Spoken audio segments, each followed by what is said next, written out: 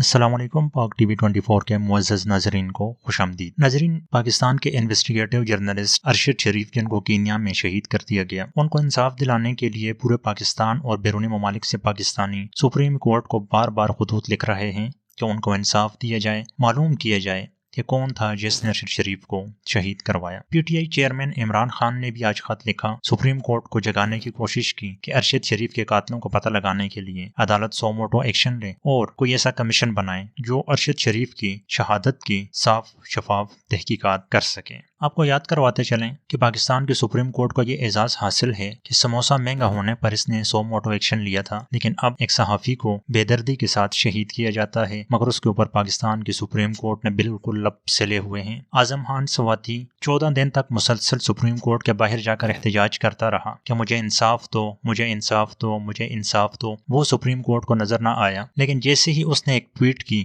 تو صبح صبح ان کو ایف آئی اے نے گرفتار کر لیا اور کبھی سندھ، کبھی بلوچستان تو کبھی کہاں گھمانے کے ارادے رکھے جا رہے ہیں۔ سوال یہ پیدا ہوتا ہے کہ آخرکار کب پاکستان کی سپریم کورٹ جاگے گی، جس کا بنیادی کام یہ ہے کہ قانون کا دفاع کرنا، اپنے قانون کو مضبوط بنانا اور اداروں کو اپنے حدود کے اندر رکھنے کے لیے کاوشیں کرنا۔ عمران خان کا یہ خط بھی ایک عام پاکستانی کی طرح یہ خط سپریم کورٹ جائے گا، لیکن مجھے نہیں لگتا کہ وہاں پر کوئی اس کو کھول کے بھی دیکھے گا، بلکہ ردی کے ٹوکری میں پھینک کر اس کو ضائع کر دیا جائے گا اور پاکستانی عوام کو یہی پیغام دیا جائے گا کہ یہ عدالتیں جو ہیں یہ صرف اشرافیہ کو پروٹیکٹ کرنے کے لیے ہیں، نہ کہ کسی مڈل کلاس یا لوور مڈل کلاس صحافی کو انصاف دینے کے لیے۔ باقی آپ اس بارے میں کیا رائے رکھیں گے کہ کیوں پاکستان کی سپریم کورٹ سموسے کے اوپر تو سو موٹو ایکشن لے لیتی ہے لیکن ایک صحافی کی شہادت پر خاموش رہتی ہے؟